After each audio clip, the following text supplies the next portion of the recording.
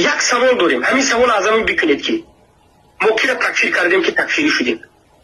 تکفیری گفته کسی را میگن که مسلمان را تکفیر کرده باشد. تکفیری گفته کسی را تکفیر میگن که بدون حجت تکفیر کرده باشد. تکفیری گفته کسی را میگن که تسلسل در تکفیر باشد. تکفیری گفته کسی را میگن که تکفیر بالعموم تمام مردم بگن. تکفیر کسی را میگن که در دارالکفر همه مسلمانان را کافر بگن.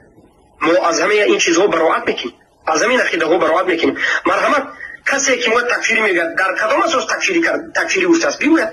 ما در باب تکفیر در منهج اهل سنت و جماعت هستیم، میگوییم نکفر من کفر الله سبحانه و تعالی و رسوله صلی الله علیه و سلم. ما تکفیر میکنیم اون کسانی را که الله اونها را تکفیر کرد، رسول الله تکفیر کردن و به اجماع سلف ثابت است.